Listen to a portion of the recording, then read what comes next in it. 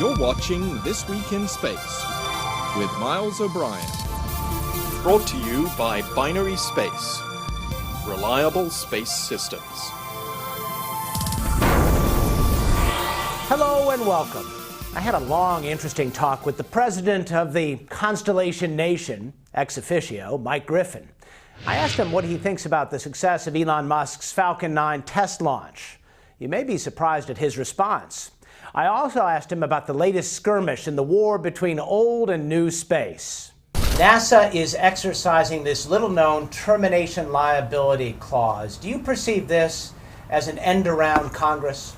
The full answer and much more coming up after we check the rest of the week's space news. Let's get started with some fire and smoke at the Baikonur Cosmodrome. And liftoff. Liftoff of the Soyuz rocket.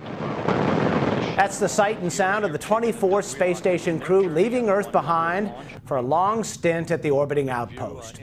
On board the Soyuz capsule, Russian cosmonaut Fyodor Yurchikhin and NASA astronaut Shannon Walker and Doug Wheelock. Their arrival at the space station went well. The crew up there had an inkling they might be dropping by, so they dressed up in their fresh jumpsuits and didn't say they gave it the office when the new station mates knocked on the door. The arrival of Shannon Walker marks a minor milestone in space for those of you who keep track of these things. For the first time ever, 2 women are a part of the long-duration crew at the same time. Right now, there's no room at the ISS Inn. 6 station keepers are up there, working in the coolest science lab anywhere. Among the experiments on the schedule, a new way to take a look at the world's shipping traffic. The ESA-sponsored experiment is using the ISS to track ships from space. All big ships are required to have onboard transponders, but the equipment really only works when the ship is close to shore. The VHF radio signals that power the system have a horizontal range of just 40 nautical miles, so open ocean traffic is largely untracked. But as it turns out, the vertical range of those radio waves is much greater, all the way up to the space station. The experiment runs on remote control and will last for 2 years. In the meantime, another NASA eye in the sky is also keeping tabs on ships. The MODIS instrument on NASA's Terra and Aqua satellites captured these views of what you might think of as ship contrails. It turns out the sulfur in a ship's exhaust interacts with the water vapor over the ocean to form these bright streamers. They wouldn't be visible to the naked eye, but MODIS can sniff them out. Water, water everywhere. Let's move now from the surface of the Earth to the interior of the Moon. A new report suggests there could be more water in minerals deep within the Moon than is in all of the Great Lakes. Scientists reached their conclusions after taking a fresh look at minerals inside 2 Apollo rock samples and a lunar meteorite. They also think that water was present when the Moon formed 4.5 billion years ago. The current thinking? A massive object impacted Earth, kicking debris into orbit that eventually glommed together. I wonder if that big object was, say, Mars. And speaking of the red planet, more evidence it was once warm and wet there.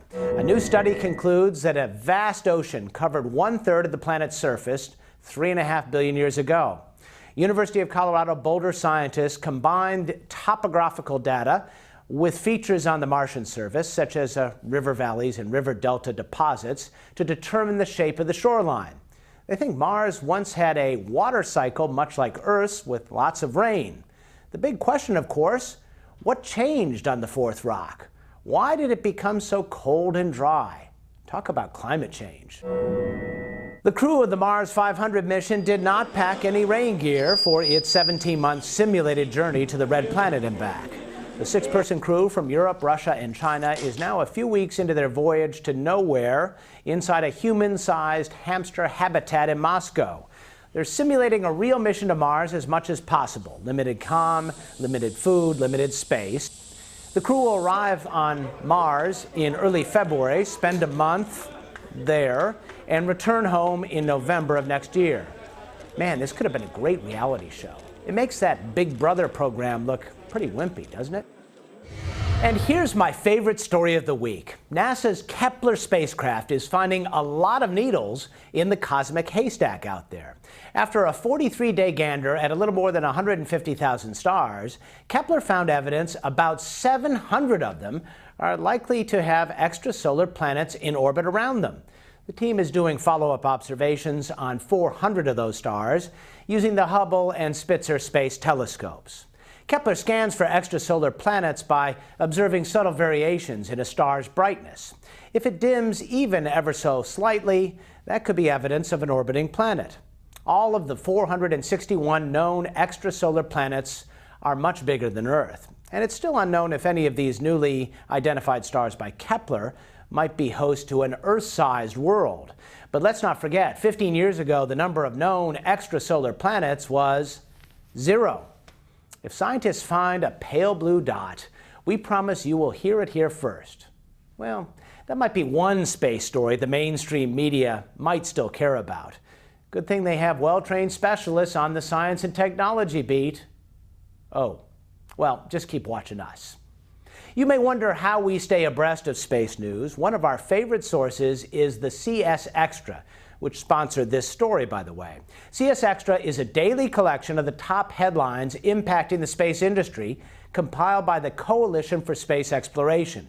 To find out more about the coalition or to subscribe to the daily CS Extra, visit www.spacecoalition.com. Good people, good site.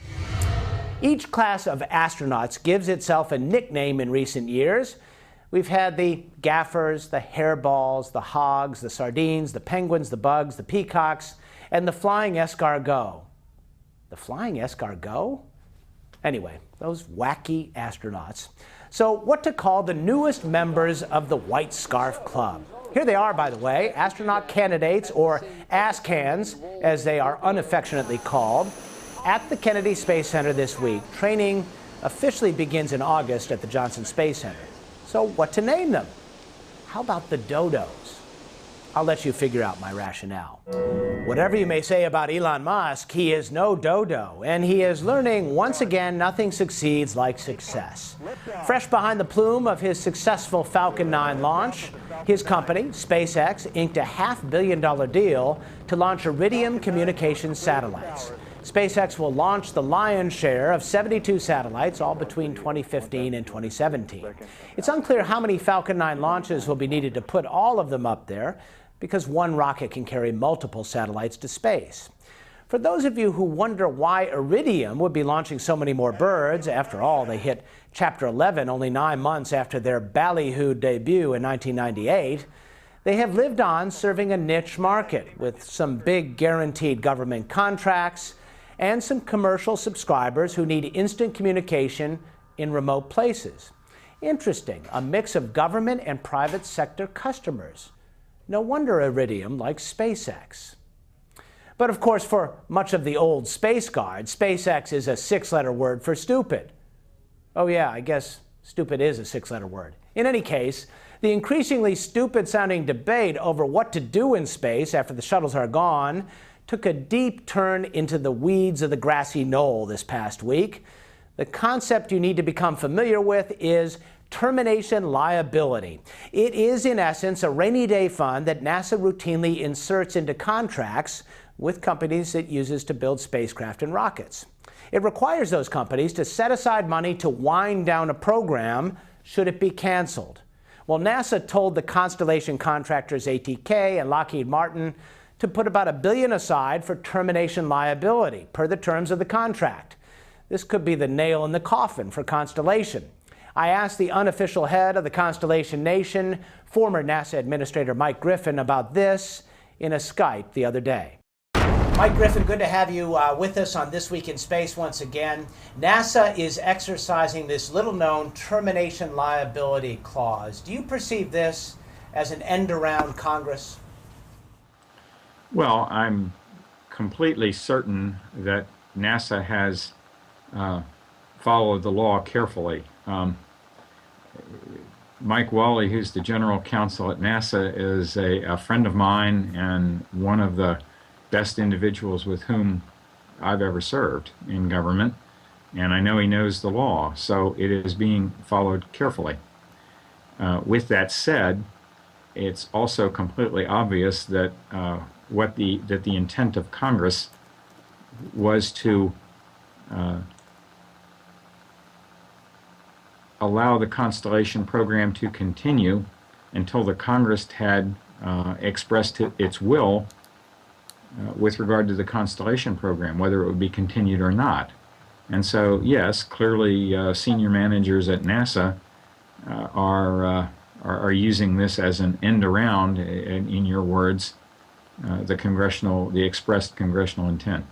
You've been in this business on the government side, or the private sector side, for an awful long time. Tell us what the standard operating procedure has always been as it relates to these termination liability clauses.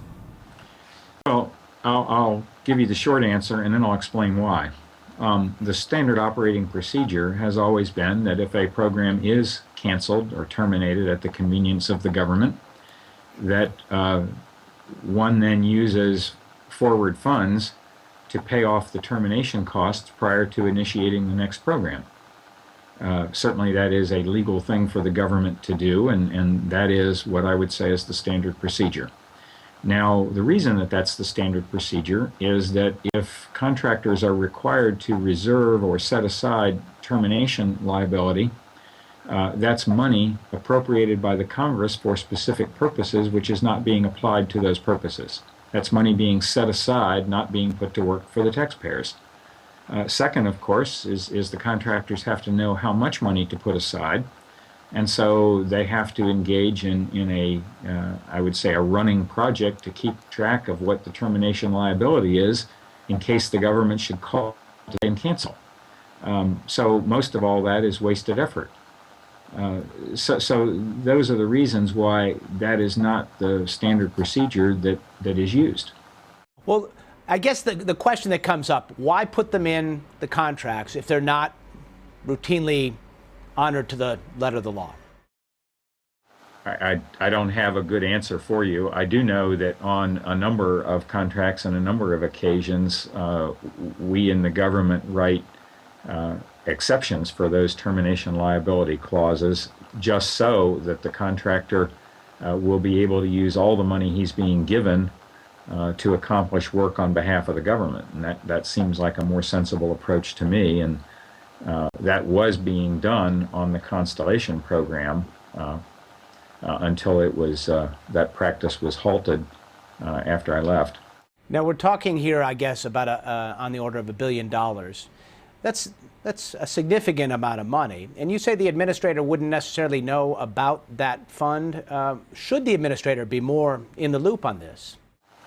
Well, I mean, I don't know that that's how I would have wanted to spend my time, even if I'd had that thought at the time. You have to understand that up until I left in January of '09, there was no thought being given to canceling Constellation. So this is an angels dancing on the head of a pin argument for any practical purpose. It was not a practically useful discussion.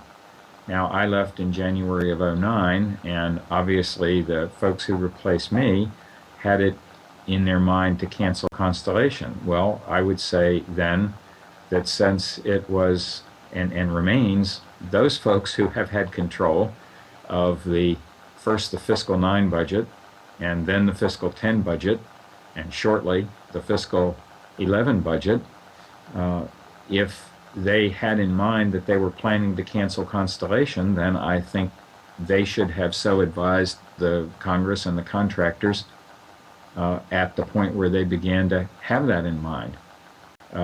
But during my tenure, there was absolutely no possibility we were going to cancel Constellation or Mars Science Lab or anything else. And so therefore the argument that you're making that we should be paying a lot of attention to termination liability is a silly argument, because it would have been a waste of time. So is this tantamount to sending Al Capone to prison for tax evasion? They're going after you on a technicality, in essence? I don't sense anyone is going after me. I'm not in any way. Well, no, I mean, as a representative, a vocal proponent of Constellation, I say you. I meant collectively Constellation.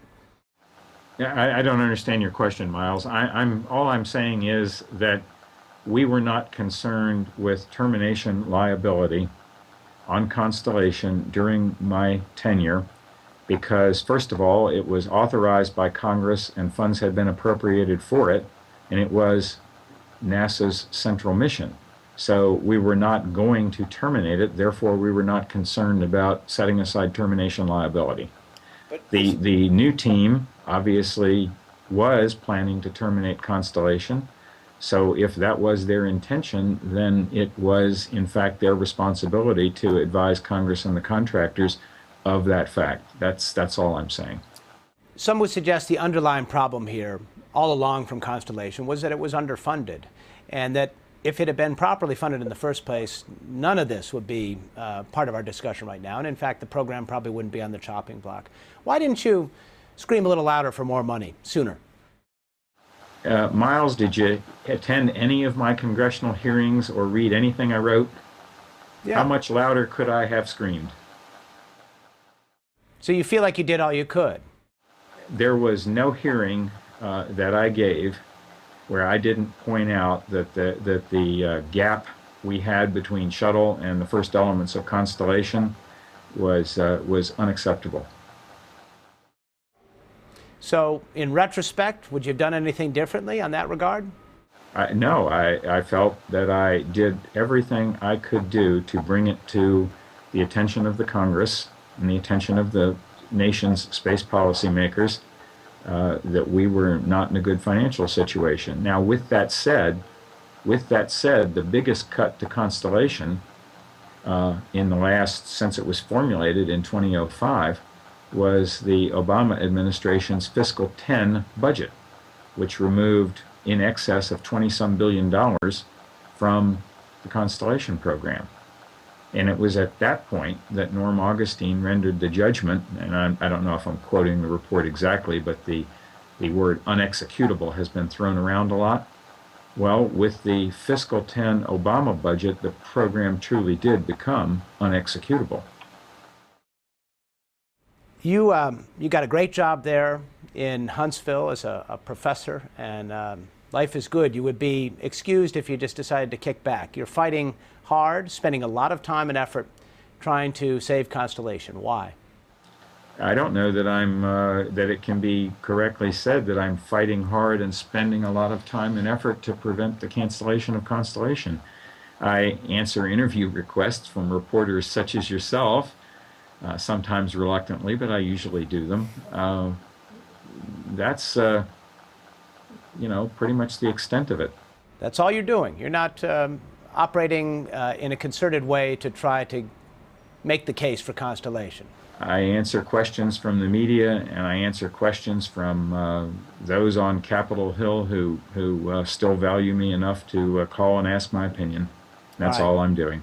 Final thought, Falcon 9, the first launch appears to have been a success.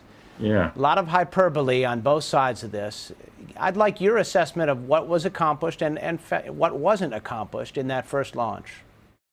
Well, I'm going to start by reminding you that I'm the guy who started the COTS program at NASA with the goal of providing some seed funding to SpaceX and at this point SpaceX and Orbital, so that they could then, by raising additional private capital, do what you saw the other day.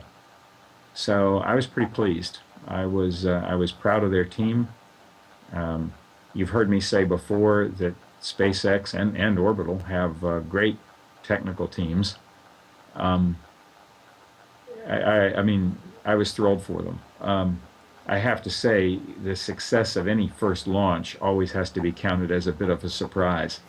The average over the years, whether it's government or industry developing a new rocket, is that on the first 10 vehicles, 3 or 4 will fail. It's a hard thing to do. So to get a success on the first launch of a rocket with 9 engines in the first stage is it's an awesome technical accomplishment, and I was really, really pleased for him. I've visited SpaceX 4 times and been impressed with their technical team every single time. So, you know, I don't know what else to say. It was incredible.